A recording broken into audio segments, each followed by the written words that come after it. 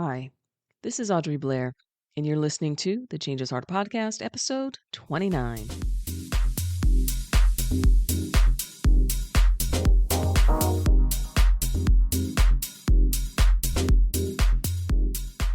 Hello, and welcome back to the podcast. I am so glad you are here because today you are in for a treat.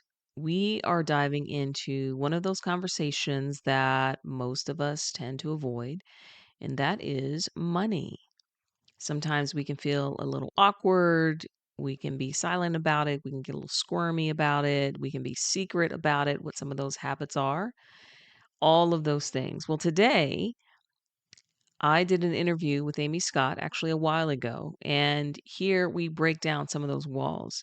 Amy transitioned from a traditional financial advisor to a holistic financial coach. And she found her real passion with helping women and couples get financially clear. She helps them to get confident.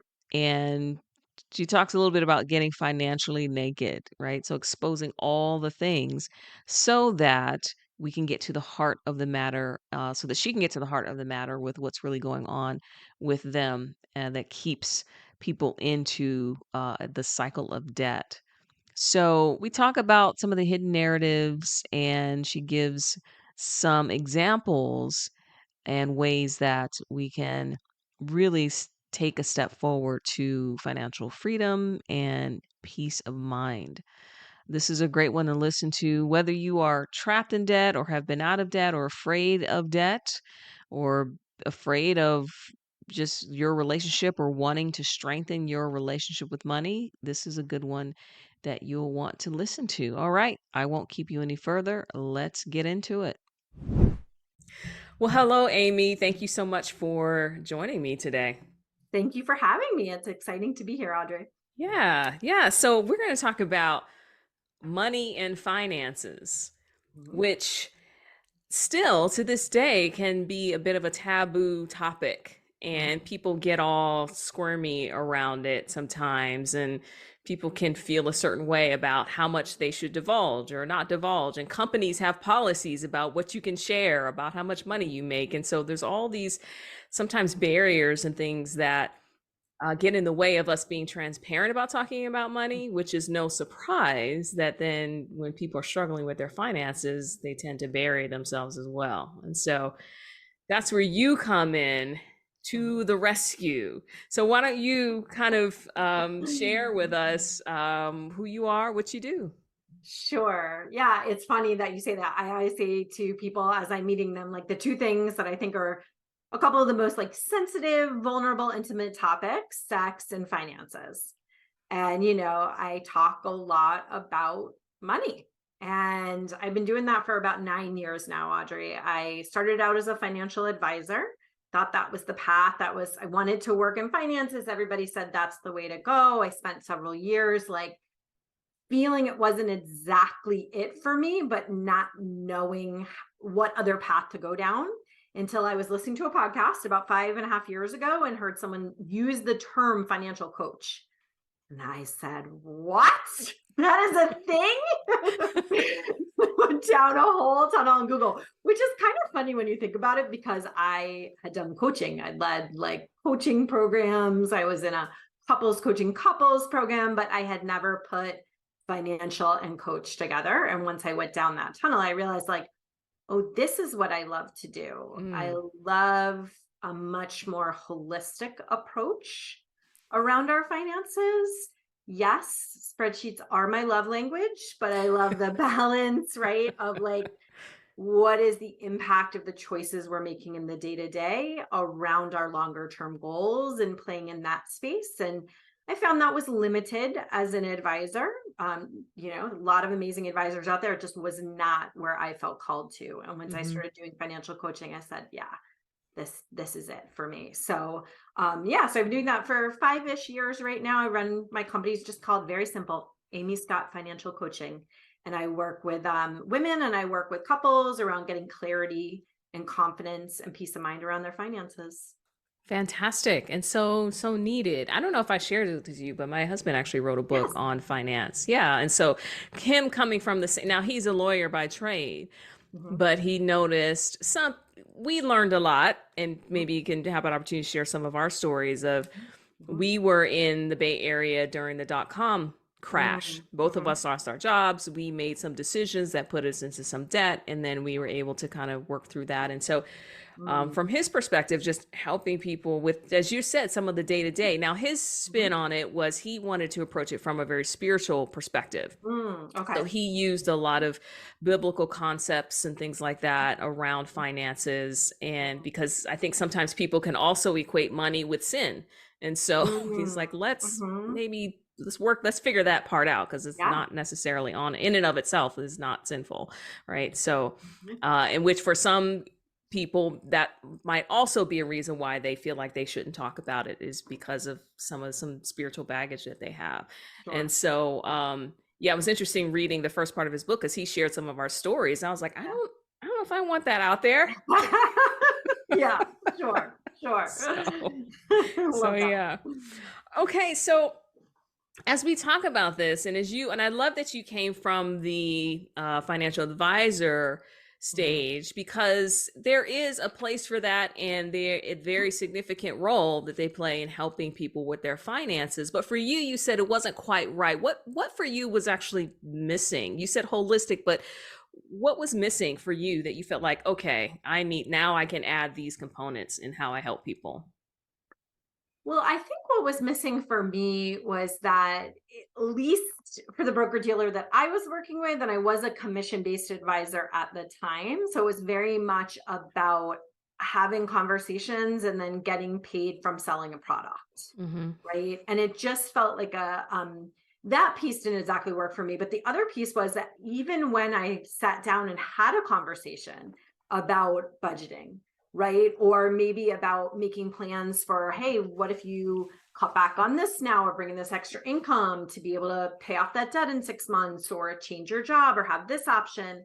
I would find that my clients would leave all revved up and excited, and then they'd come back. We'd have an appointment, 6 months, sometimes 9 months, a year later. And they would say, I just need to have another appointment with you because I didn't do X, Y, and Z. Mm. Right. Like they'd leave the office. They'd be so excited, for example, to fully fund their Roth IRA, and they'd be ready to make those changes. But then they didn't have the coaching, the accountability, and the support and really guidance to deal as life came at them. And so I kept trying to figure out how could I meet with them more consistently, Mm. right? To give them, I call it, I don't say this anywhere, but in my mind, it's like I'm like a personal trainer for your money. Give me 90 days. And, it starts out by like when you go to the gym and they weigh you and take your measurements and how many push-ups can you do in a minute. It's like that at the beginning. It's like getting financially naked with somebody, putting all your stuff out there, getting a plan together, and then really, Audrey, like working with someone together for 90 days. That doesn't mean I say goodbye to them at that point, but I'm able to give the support that, as an advisor to your Mm-hmm. question, my schedule wasn't set up that way. Got it. Right? Even if people called me with questions, they're one-off questions, Right. very different, right? Yeah, They're one off, and they're one side of the story, and it's only exactly. what they Exactly. want to tell you. It's not the whole story. Mm-hmm. It's, Yes. how can I kind of get the answer that I want? Yes. Right? Versus you being, as you said, they're now naked in front of you with nothing to hide, and you can help to challenge and steer when life shows up. That's right. Yeah. And That's right. especially when you're in some of those meetings, you're like, you envision this fantastic thing. Yes. And when we envision the future, we don't ever think about life as it really Mm-hmm. is. We think about the Mm-hmm. fantasy. Yes, exactly. Exactly. We don't imagine that, car repair happening in the next week, or I don't know, for me, I'm always thinking about one of my kids breaking an arm, like expenses, the world of finances that come up, or lack of alignment with a spouse, or just things that don't work out. And then we get deflated, give up. And it's this cycle happens again and again, I find. Mhm. Yes, yes, and that's true for so many. You made the analogy of, a trainer or gym. I think that same analogy applies. Mhm, And mhm, but when it works well, it's fantastic because then there is a bit of an ease and people don't have to worry so much about it. So yeah, so as you coach people, mhm. what do you think of is, well, before I get into that, as you said, how would you define the importance of the work that you're doing? Why is this important? That's a big question. Um, well, first of all, I guess I would say in a simple way that I feel like finances, money, and finances impact every area of our life. First of all, I don't feel like anyone can tag out, even the extremely wealthy, like of money. It just threads its way into every area of life that's important to us. And so I think that that is when you have confidence, when you have peace of mind, which I think comes from having a plan that you Mm-hmm. feel comfortable around. But when you have that confidence and peace of mind, it allows you to have options that you may not otherwise have. So I'll say to my clients, like, yeah, sure, I want you to have more money. I want all my clients to make more money, but I'm more interested in them having more options. I'm more interested in them being set up so that if life presents an opportunity, that job you want to take, that company you want to invest in, that house you want to buy, that you're able to say a bold yes to that, as opposed to what I think a lot of us do is we look back and say, I wish I had prepared for this. Mm. I wish I had made better choices 1 year, 5 year, 10 years ago, or even that question of, could I have done something? Could we have done something differently? I think even that can be stressful, even if you go through all the things and say, well, maybe I couldn't have, but that thought in the back of our minds. That's why I think finances are important because it empowers you to say a bold yes to Mm. what's important to you. A bold yes. And I love that you said a peace of mind comes from having a plan, not from having more money. 100%. Right? Yes. Because we realize that more money doesn't necessarily solve all the problems. Because what you do with a little potentially is what you're going to do with a lot. So learning how to plan is Mhm. paramount. Would you say that's one of the main things that you help clients do is wrap their mind around how to plan well for whatever it is that they have? I really do. And, I think mindset is threaded into a lot of this, but you got to Mhm. get that people come to me. And the three main issues that they're having are they're in debt and they can't get out of it, or they can't stay out of it, like that Mm. yo yo debt, right? Or they find themselves wanting to save. I've yet to have someone who says to me, like, I'm good. I've saved as much as I want to save, right? They probably wouldn't come to me, but just in general, I think most people want to build that skill of being able to save more and they don't know where that money's going. Hmm. And I think the third piece is a sense of overspending. Like I overspend, I can't stick to a budget, it doesn't work in my family, it doesn't work because I'm a solopreneur, like all of that. Those are some of the challenges that people come to with me. Either they feel because of those a lack of control, Mm. right? And so I like to say that all of those are a symptom of a bigger problem. And yes, the mindset's all part of it, but the bigger problem for most of us is that we don't have a plan. And it's hard for us to make a plan because we can't see our money clearly, Yeah.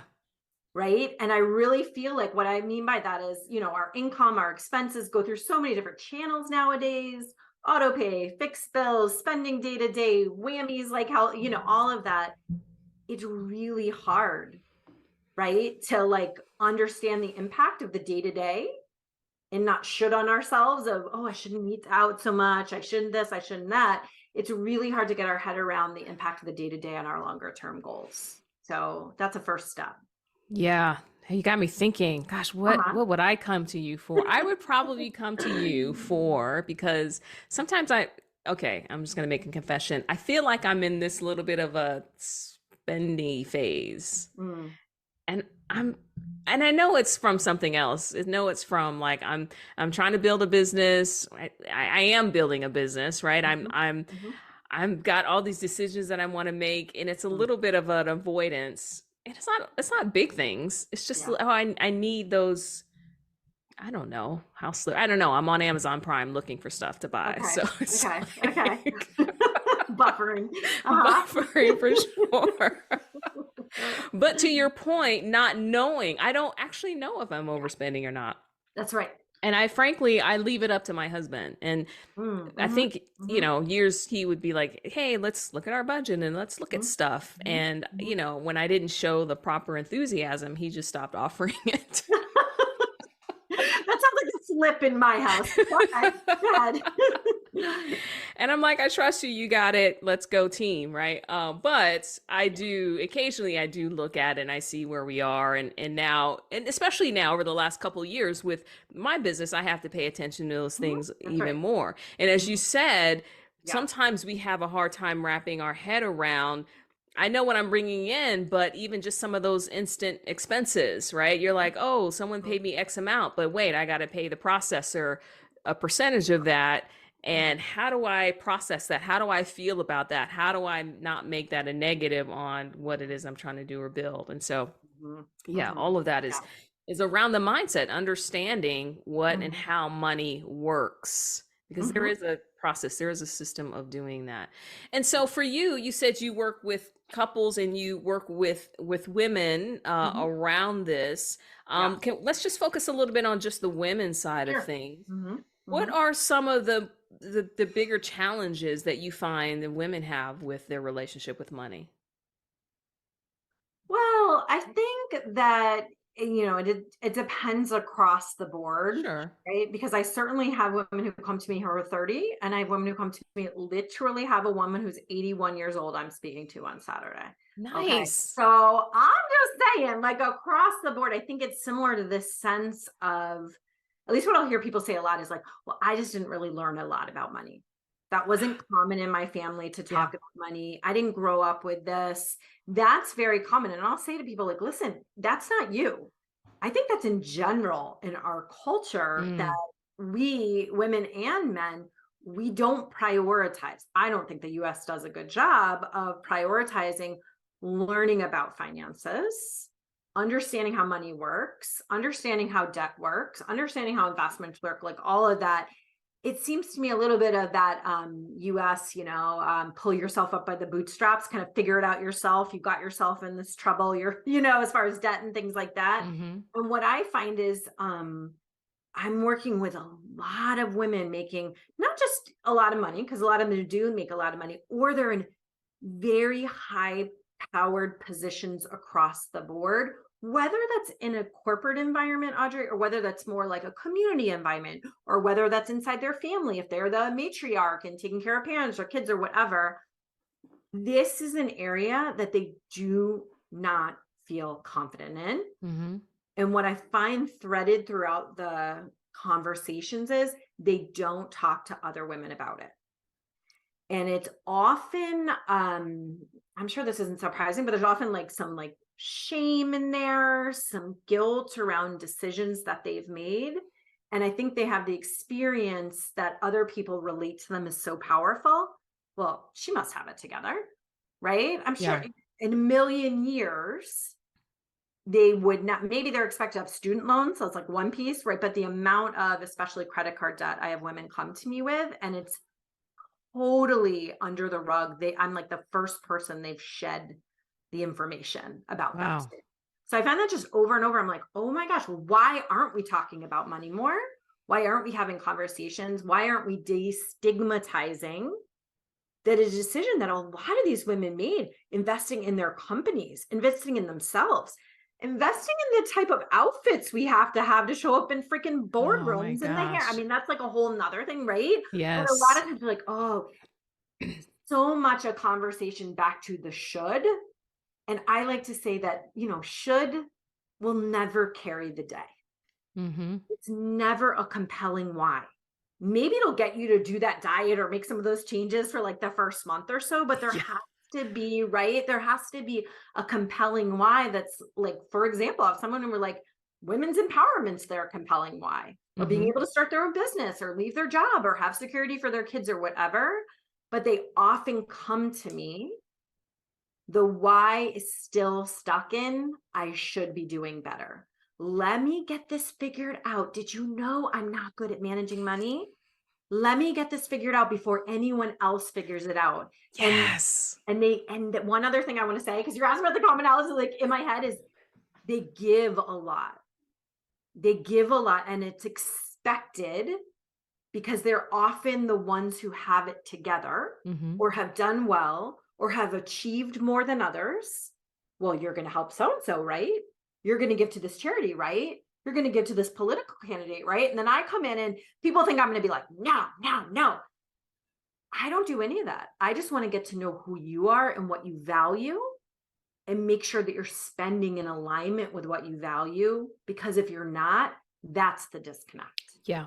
right? When you can see yourself giving hundreds of thousands of dollars a month to a credit card company that you know could be going to your nonprofit that you support, that's the disconnect. It's Right. not the giving over, it's the giving without a plan and the secrecy and the unwillingness to say, I don't have it to do this month, Mhm. and what that may mean. So Mhm. that was a long answer. I'm not sure if that was your question, but It's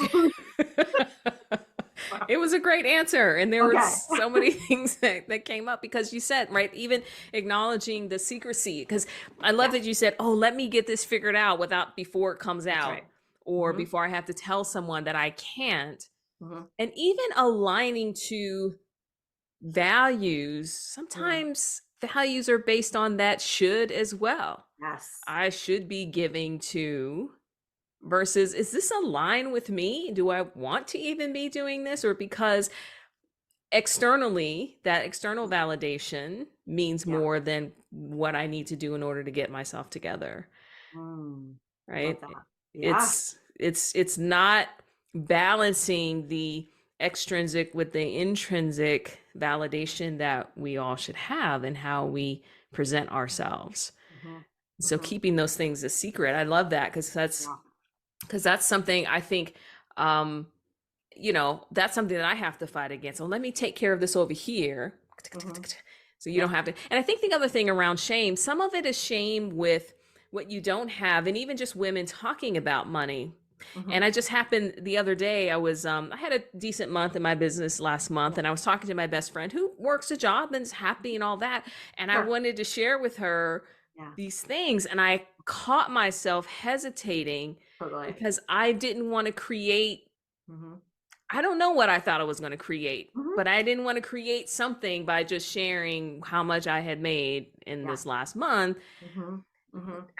I'm making up story that she may or may not feel a certain way about it, but I recognized my hesitation in that moment. And I was like, Yeah. what the heck are you doing? Why are you Hmm. even Hmm.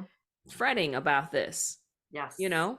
Yes. 100%. I see it all the time, like a downplaying of those really achievements. Like Mm-hmm. what achievements are safe and comfortable to share about?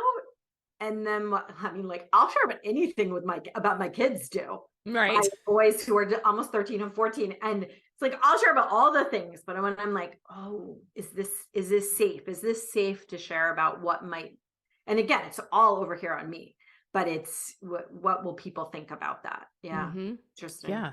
Hmm. Yeah. And then sometimes that comes from what do I think about that? Well, and so if it's okay with you, I'll share with you, I've been doing, let's just share about money, right? Let's Yeah. make it okay inside this podcast. So, Let's do it. just real quick, my background is actually in public health. I did public health for many years, traveled around women's reproductive health programs, loved it, had a couple kids back to back, and was 35 years old and felt like, hey, you know what? I'd like to take a little time off here. Let's take a breather. Wasn't sure I wanted to stay at my current position. I was fine with my first kid there. Just, wanted to take a beat. And my husband and I did a deep dive into our finances in a way we hadn't had before. Like we were doing okay financially. We should be able to figure this out. We're not living the high life. And we found that with his high school teacher salary, he's been a high school teacher for 17 years, that was not going to work. Mm. We were not making enough to pay our bills for me to be able to take that time off. And I share that just because that's my story, but that was a pivotal point where I felt like I'm just a very visual person, that this option that I just assumed was on the table, it's almost like a buffet. And they're like, sorry, we're not going to have the lasagna anymore, right? Like you missed it by a couple years or hours or whatever. And that was my experience in that moment, was just like, who are you to tell me I'm not going to take time off with my kids, right? And we made it work. We considered, for if I did take 6 months off, what could we pause? What could we do differently in that season of our life? We didn't consider the rest of our life, but it was like for this season. And there were things that we figured out that we had not, figured out before. Mm-hmm. And it ended up, Audrey, that I hung out with my kids for the next 4 years. Mm-hmm.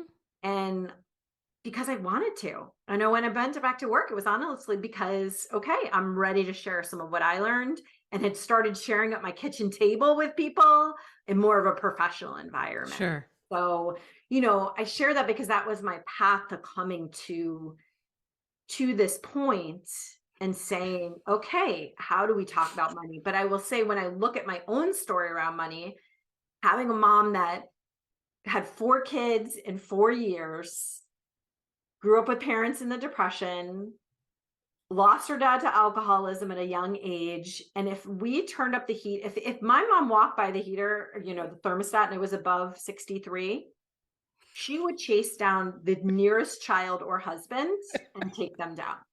And she's still like that today, even though she's in a very different financial situation. So I share that just, maybe there was that with my mom, or maybe it was from like my Peace Corps experience or traveling around the world and seeing people live in different environments. But I was like, Mm-hmm. don't make too much. Yeah. Like, keep it safe, keep it under the radar. And so I would share with you that for those first, I need to work part-time for the first few years, but it was pretty full-time, and I was still not making over 40, 45, $50,000. Mm-hmm. And in this last year, which is how you and I met, I started participating in different, coaching programs. And though I'm someone who works in financial coaching and feels like I'm pretty facile talking about money mindset, one of the things I really saw for myself was that don't make too much. It's not safe. Yes. Right. And when I was able to get my head around that and let go of that, and, there's a lot of work that I did, ended up last year making like 3 times what I had made up to that point. Mm-hmm. And I share that just because sometimes it's just that one realization, which for me was like, if I keep hanging on to this, then this is going to come out in every coaching conversation I have in some way, shape, or form. I'm going to hold back, especially the women I'm coaching, from reaching their full potential. And that was, maybe it was about the other women. I'm here for it. Like, that lit a fire about me in a way that I had not looked for myself. So that was pretty cool. Yeah, that's great. Actually, we have slightly parallel stories, Mm-hmm. actually. Yeah. We I was married in the Bay Area, and Mhm. oh my gosh, it's coming 22 years ago next week. Yeah. So, and 2 months after, and both of us were really highly employed and doing Mhm. great, and we had all these plans. Mhm. Fortunately, we Mhm. were living well below our means Mhm. when we Mhm. when we got married, because we were like, I think my husband still had a little bit of law school debt. I had a Okay. little bit of debt, that we were like, okay, let's just get this knocked out, Yeah. and then we can plan in the next couple of years, whatever. Everybody plans their plan, house, kids, and all that stuff. Sure. Well, then the floor dropped out, and then 9/11 happened, and then we both were like, Mm. okay, we've got to figure something out. And so then we both decided to go back to school. Oh, wow. Yeah. Okay. So I was doing a little consulting on the side, but we ended up racking about $90,000 worth of debt over a Mhm. couple years. Mhm. And then we had an opportunity to move down to Southern California to do some Mm. work. But Mm. but both of us together was only making about, I don't want to say only, but together Yeah. doing this work, we were doing like 60,000 or something like that a Yeah. year. And we were like, Mhm. okay, so we really had to sacrifice a lot. And Yeah. then when that work was over, we both then went back to our respective careers, and Mhm. then Mhm. immediately were able to, um, get back to not where we were before, but get back Mhm. to at least doubling what we, at that time. And Sure. so it took us about somewhere between 5 and 7 years to get out of that debt. Mhm. Mhm. Yeah. And to your point, making decisions, we waited to have kids. in order to get in a better financial situation. So similarly, I was 36 Mhm. with my first, and then Yeah. with the second, Mhm. 37, 38, something like that, Mhm. Mhm. Yeah. with my second. Yeah. And so yeah, so the decisions that you make, and then from there, we've been able to move on. But I also, at that point, with those two kids, decided that I want to stay home for a while. Yeah.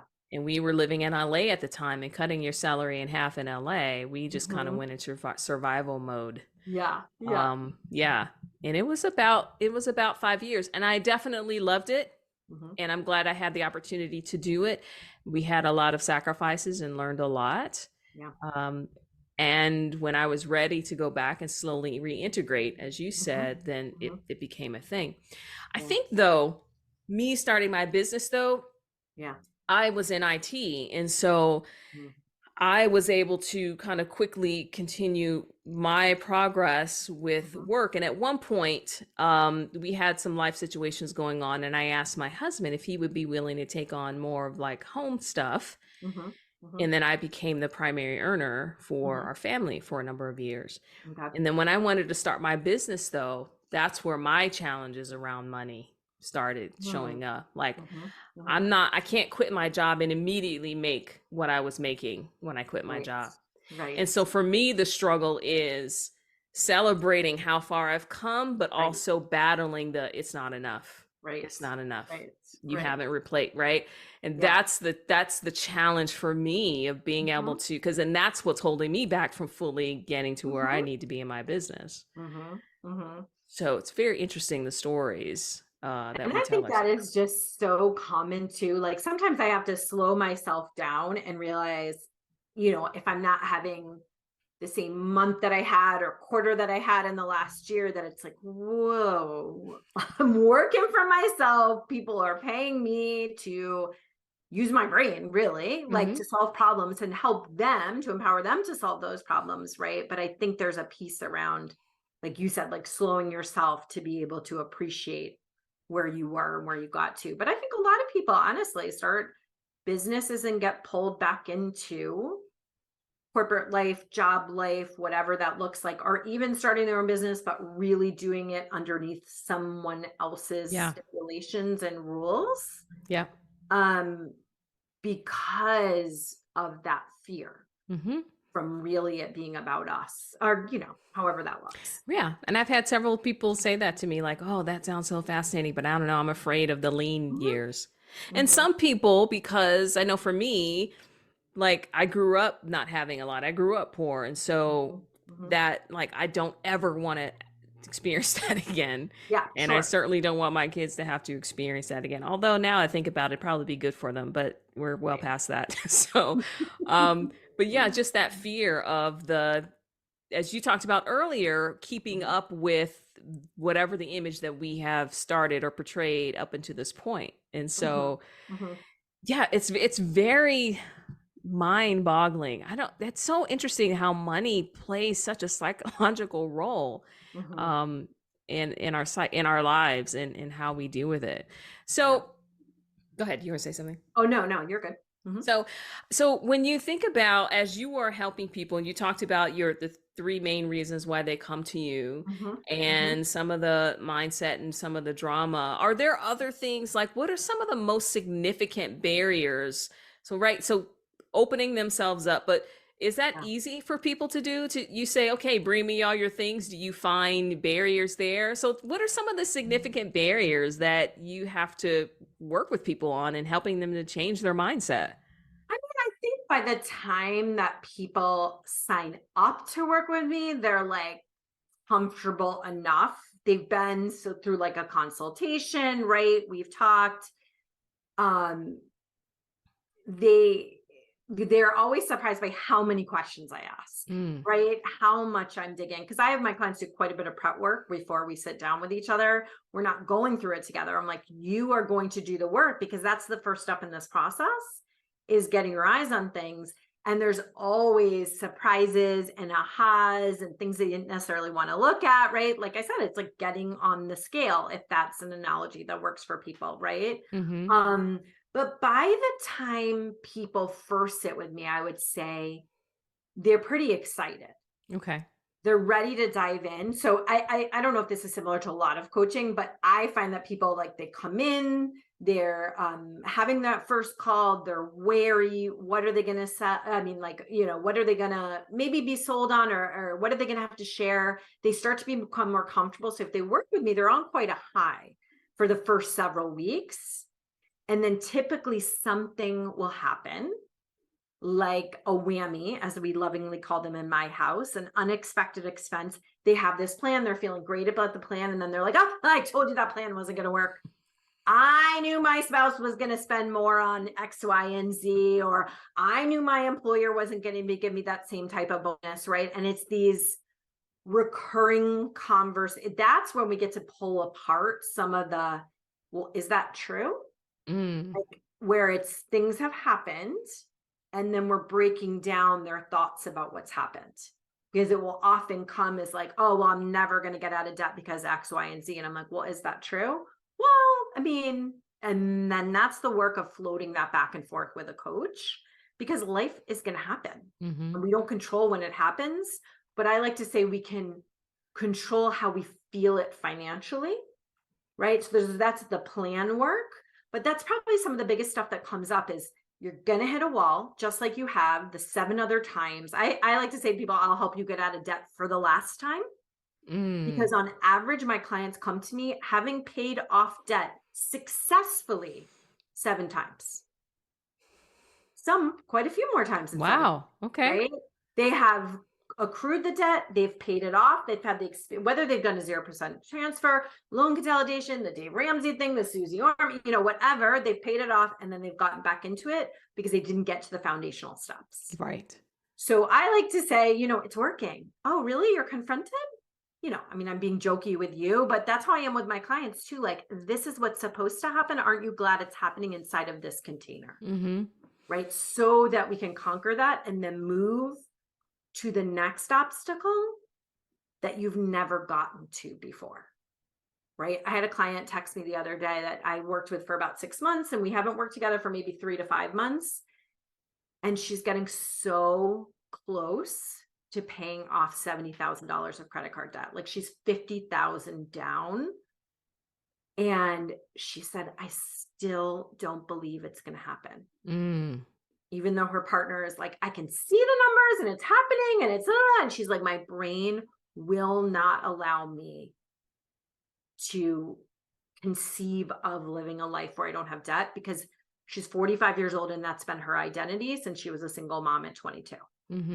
Right. So I share that just because that I don't know what that is for people, Audrey, but it's often the shedding of the past identity, who we know ourselves to be, even if it's like a professional who makes really good money, but wants to run like a birdseed store, right? Like whatever that is, whatever that identity is, that's the real work, is the like, well, what identity do you want to choose if you didn't just get handed one and you had nothing to say about it? Yeah. And that is the important piece, is what keeps us going back here. As you said, they've done it and they've been successful at doing it, but I like to equate it to, because I do leadership development, right? And so people feel like, oh, I've got this new role, I'm making more money, but why am I still struggling with imposter syndrome? Or why am I even more insecure now that I've got what I wanted? Yeah. And so we have to work through that self-concept, as you're talking about. We have to work through seeing yourself in that way and changing your mindset about what it means to be in that particular position, whatever that is. I think the same thing happens with, you lose a bunch of weight and you're like, I can't believe it. Like, this is amazing. But if you don't shift the mind and your mindset and actually believe that this is who you are now, your brain is just going to take you back to how you see yourself. And so, that same thing. And that is what's so powerful about just coaching through these things, being able to not just scratch the surface. Because a lot of people, I think, believe that the goal is getting out of debt. Right. But you're teaching them it's not about getting out. It's not just about getting out of debt. That being in debt is a symptom of something else. Let's get out of debt and then also figure out what gets you here, keeps you here, keep Mhm. bringing you back here. Mhm. Yes, and it is a combination of that identity, right? That mindset, that identity that's been built up, right? You were not born and your mom said, "Oh, this is the one who's going to be in debt over and over 7 times," right? I mean, obviously we know this, like those money stories, those money scripts, like we have in every other thing in our Sure. life, right? But it is interesting how some of those rise to the surface. But with my clients, it's like, how can we start to have some wins so we build tangible evidence to create a new story about yourself, Mm. you know? Yeah. Yeah, I love that. So evidence, what's important about having that evidence? Well, I think that it it just it lends to being able to build a new thought. Mm. Because it's all well and good to be like, I'm strong, I'm empowered, I'm debt free, right? But it's like, not to bash on any of that, that's all great. But it's like, well, what can I point to that I'm headed in the right direction? So I Mhm. always say with people, even on consult calls, I'm like, dang, you show you. I mean, I had a woman yesterday from Oregon. I had a couple yesterday that met from Paris. Like, I'm like, you are literally having conversations without the most intimate area of your life. Now, maybe it's easier with a stranger. I don't know, but you're willing to get on a call and talk about something that there's definite guilt and shame and upset, and you're willing to have that conversation. To me, that's like, I don't know. I don't know if I was going to say 90%, 80%. It's a huge piece of moving in the right direction is to Mhm. wave the white flag and say, hey, I'm looking for some guidance here in Yeah. the area of our life where we're looking for someone else to shine a light on what may be the blind spots and to be open and vulnerable in that way. Like, you're already winning. So to your question, Audrey, to me, like, we already have the evidence. Like, you're on this call. Great. That's all the evidence we need for now. Are you going to show up again next week? Great. More evidence that you're committed to this transformation, no matter how long it takes. And Mm. then, of course, having a plan and starting to see money rise to the surface and starting to feel like you're more in control. Yes. Paying off that first debt. Of course, that builds that. But more than anything else, it's like, are you going to show up to the gym? Even if you just stand on the treadmill and watch Desperate Housewives, like, are you still going to show up at the gym? Yeah. Yeah, that's so much of it is just the showing up part. Even if you're just hearing something and you're battling as you're hearing it and it's going in. And then you allow your brain to then just process some of those things. Mhm. Rather, it's a different story than you're telling yourself. So Yes. working with someone else allows you to hear a different story Yes. than what you're used to day. Mhm. That's fantastic because you're right. Because once Mhm. you get to the point where someone comes to Mhm. you, they're Mhm. like, okay, I'm just, as you said, waving the white flag, Yeah. and then for you to even acknowledge that is a huge step and celebrate that step. Not there's no shame in you being here. This is Yeah. this is fantastic that you're here, Yeah. right? That you're Yeah. taking the time to invest in you, invest in your future Mhm. and all of that. So, how Mhm. do you combat if you do? I know you're an amazing at what you do, and people are like, take all my money to help me solve my money problems. But how do you how do you help people with maybe a story around I can't afford to do this because isn't that the same thing of what I've been doing? How do you help with that Mhm. conversation? Mhm. Surprisingly, I don't deal with that conversation very often. Great.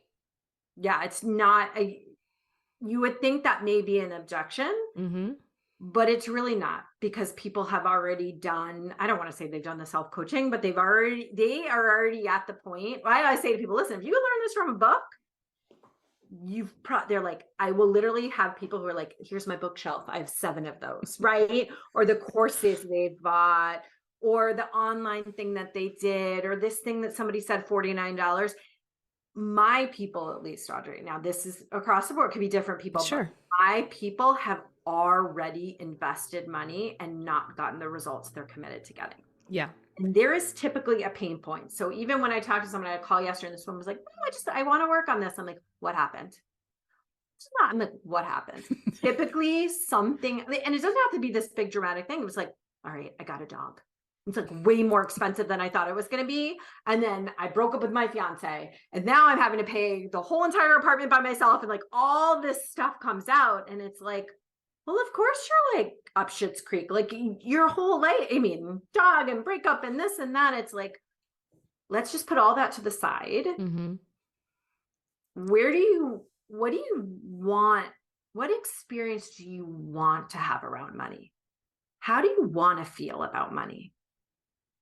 That is the essence for me of my consult call. Is not, people are like, I came with all my numbers. Are you ready? And I'm like, I don't want to hear a damn number from you. Like, I just want to hear how you feel now and how you want to feel about money. And if they leave call, which they often do with the hope that they could feel that way, because everyone just wants to feel better. Yeah. They will typically sign up with me to work with me. But I don't get a lot of the, no, I don't think I should invest that. That doesn't happen to me. Yeah, it's interesting because as we talked about earlier, a lot of times people think that the objective is to get out of the debt, but you show a very different, like, how do you want to feel? Because even getting out of debt doesn't mean you're necessarily feeling better about it. Yeah. You're not, doesn't mean anything has changed internally or your mindset around it. Mm-hmm. And so you talking about the comfortability of that and going, okay, we're going to get you to where you, and I love that you say getting you out of debt for the last time. Mm-hmm. Mm-hmm. Mm-hmm. Like, stop we're not going dieting to deal with forever. this anymore. You can go to somebody else and deal with some other stuff, but this will no longer, because what I'll often hear, and you may hear this in your line of work as well, but I'll often hear like, oh, I can't do this because of the debt. Like, oh, I can't start that business in time to, oh, I can't move. I can't take this career job because I have to deal with this financial stuff. That's what they'll say to me. And I'm like, that no longer, like, that doesn't pass with me. I'm like, that's not the reason. I can help you get this cleaned up very quickly. Then you're going to have to come up with something else, which is going to be, I'm afraid. Yeah. Some version of fear. We've all been there, right? Some version of fear, which is like looking at their numbers is some version of fear. That's why the other day I'm talking to this guy and his wife, and he's like, he is considering doing a debt consolidation, which a lot of times people will come to me, they're deciding whether they want to declare bankruptcy, quite honest, right? Okay. Or they're deciding, should they consolidate? Should they do a 0% transfer? And they've run all these numbers, but they're like, I just know there's probably a better way. And guess what? I've already done that 4 times before. Can you look at that? And they'll think they're going to come to this call and I'm going to tell them one way or the other. And again, that comes back to that holistic piece. But I was saying to him, we can do that. We will get a very clear answer to that, but it's going to take you going through the eye of the needle first. Are you ready to do that? Are you ready? Like I've said, get financially naked, you get ready to look at all these numbers and all that. And he was like, yeah, I'm ready to do that. And then when it'll take a couple months to answer that question. And I was like, no, we'll have that answered in our first 2-hour call. And I share that because I think a lot of times we all think it will take so long to get something. And to your point, like, yeah, it may take you a while to get out of debt, but it will not take you nearly as long as you think it will take to feel that hope. To feel that peace of mind, to have that confidence, despite what your bank account looks like. That's transformation. Transformation is not linear. It happens on a dime. Yeah. Yeah. And that's same thing, right? It's you change how you think and how you see. Yeah. And then you work on continuing to build that. That's the work. The work is not for because transformation, as you said, it happens. But the work is to continue that where you're at a comfort level with, okay, now this is normal. This is my normal self, or my normal way of thinking about money, my normal way of thinking about how to spend money, or my comfort level with money. Yeah. That's the transformation, is changing how your comfort level with those things, because it's just so, as you said, scary at times, even thinking about that, especially with some of the unexpected things that might come up. Yeah, I'll know that there's been a transformation that happens when my clients will say something like, oh, I want to do this. And I put it into my budget and I checked how that would be. And they're not afraid to look at their numbers. Yes, I have a phenomenal system that crushes everyone's, like, blows people's minds how well it works. Yes. But if we have a great system, but we don't use it, who cares? Right. I love Yes. when people are asking me, my husband's the youngest of 8 kids. We have 31 nieces and nephews, a billion people in the Baltimore area.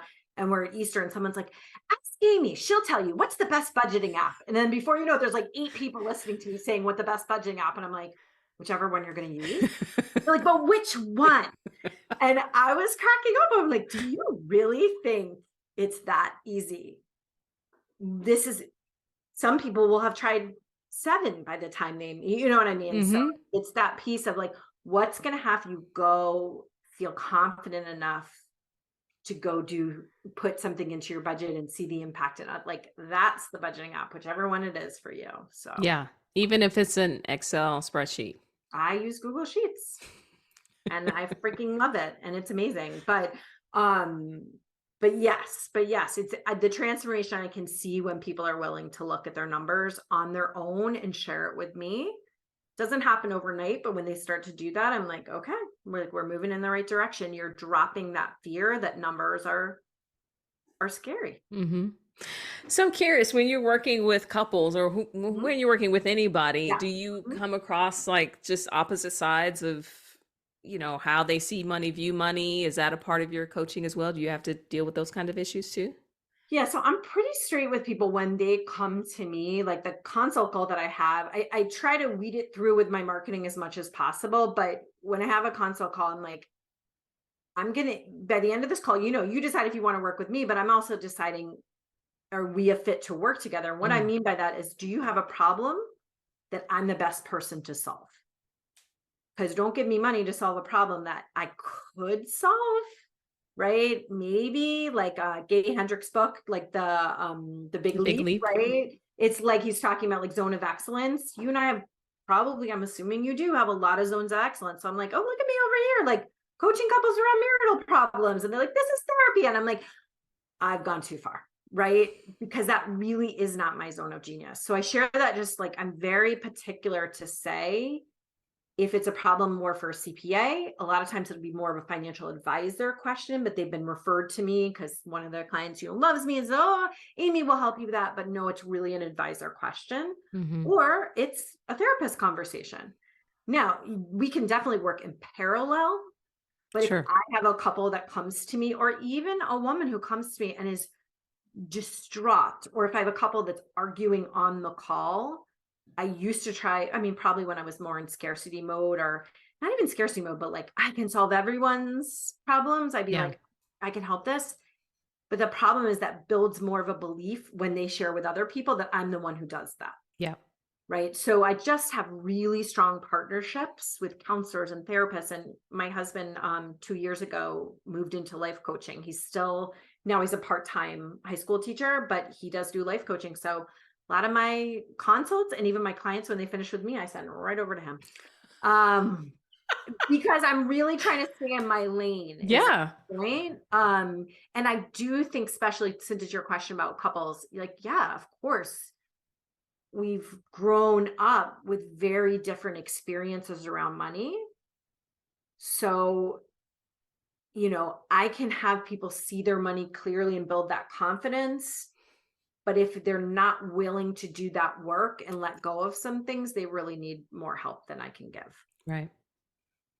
And how powerful for you to go, look, this is my lane. I'm staying in it. I'm confident here. This is where I can help you. You're going to get the most results. And so let's just make sure that we're on the same page. Mhm. And as a business owner, I know that sometimes there's a process to that as well. You figuring out what your proper lane is. Can you share a little bit about maybe you started here and then now you're like, this is how I am so powerful in knowing exactly where I'm meant to be and what my zone of genius is.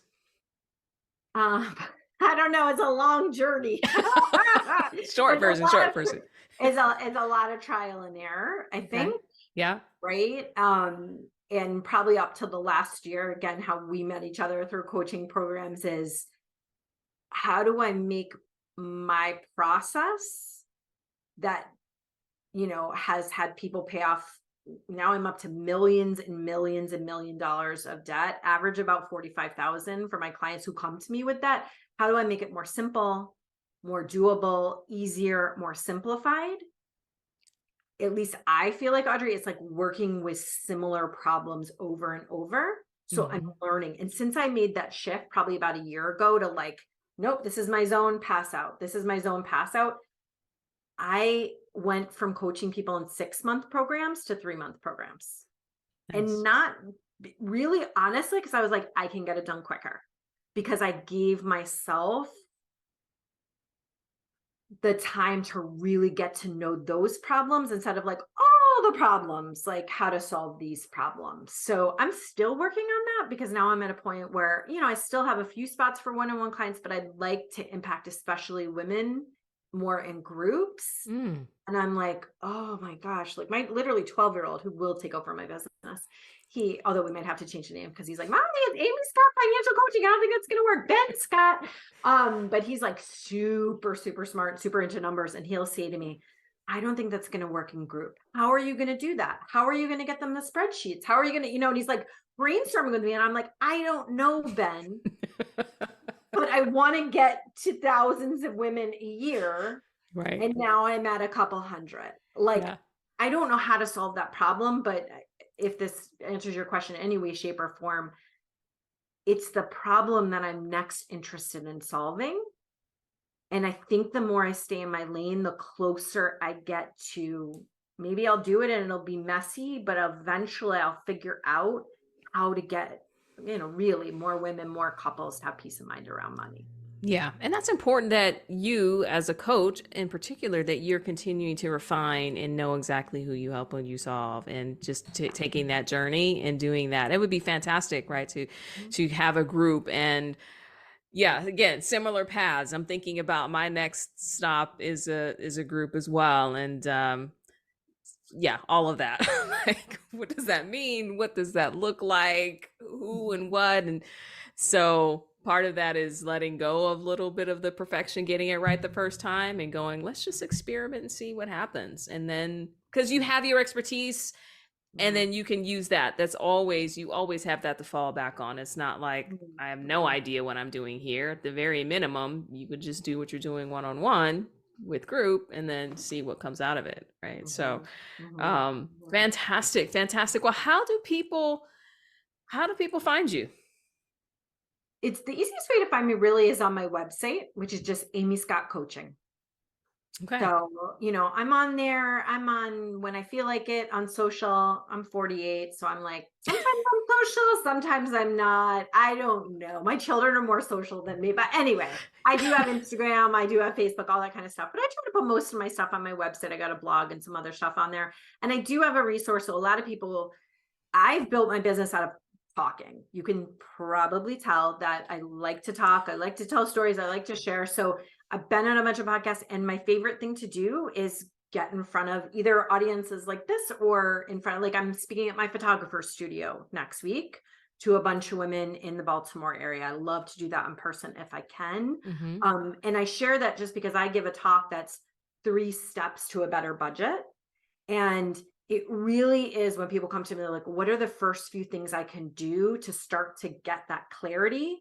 Not the right things, but to get that clarity, which I think is the first step around finance, is being willing to look at the numbers and get some clarity. So I put together a website, a resource on my website that people, if they're interested, can download from there. Okay. And it's kind of my talk, but put into a shortened version. Okay. And Yeah. so, and then also from your website, if somebody wants to have you come and speak at their whatever, that's all that information is I there got as a well. speaking page on there. Yep. Okay. Yeah. Yeah. I love that. And it's so the story that I tell myself, Yeah. I'm like, living in Baltimore, there's tons of people and tons of opportunity. Feel like I'm like scraping to figure out where are the talking engagements around here. But I know that that's my story and I'm working through that. So Mhm. any last piece of advice or any parting Amy Scott brilliant words that you want to leave for the listeners today? Oh, I don't know. I think the biggest piece is just like give yourself grace around all this stuff because really a lot of this is like habit changing Yeah. and we will get as far as we've gotten in the past. And when you find yourself get to that spot, just take a moment to say, okay, this is where I've been before. what support can I find for myself? Whether it's working with a coach or a friend or reading something, like give yourself some grace to get to that next point because I think it's just crucial in the process. Yes, I love that you say that because people will get to that point and they'll go, I should know how to go That's right. further. Mhm. And that Mhm. keeps them, one, from going further, and it also keeps them from reaching out to get the help and the support or even Yeah. investing in themselves to get to that help. And so, yeah, that's brilliant because we can all get ourselves so far, but just like they say, it takes a village to raise a kid. It takes a village to raise an adult. Like Yes, we all need our own 100%. personal villages. I have it. My dad is like 78 and he called me yesterday. I called him about something. And then he like nonchalantly said something to me like, well, I have this colonoscopy and your mom can't drive me.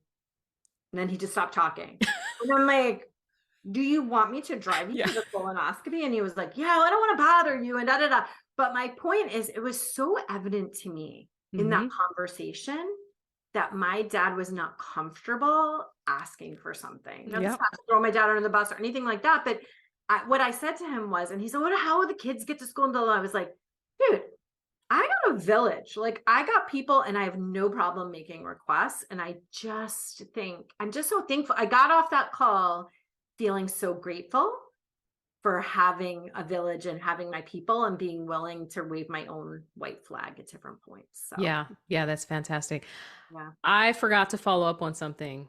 And I Okay. don't know if you know the answer yet, but I want to know, well, whatever you can share. You said you had someone who's coming that you're working with who's like 80 years old. Like, Yes. what's the why behind that? Just out of curiosity.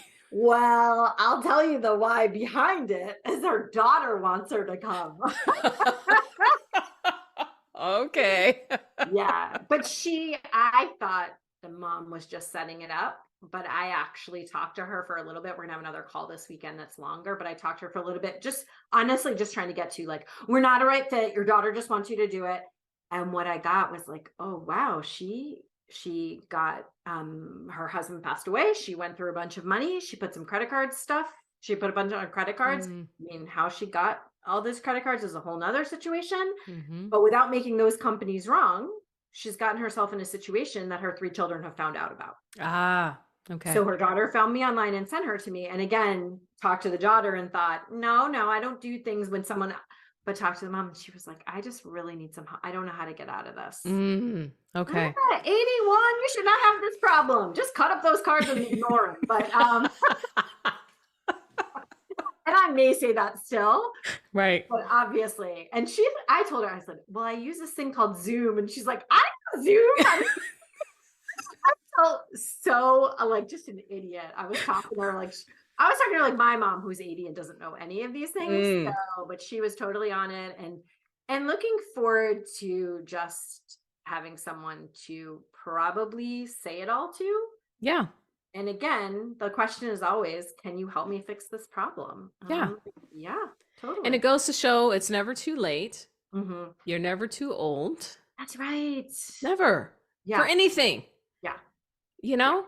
Um, so Amy Scott, the financial wizard, whether you're 20 or 80, she's got you covered. Mm.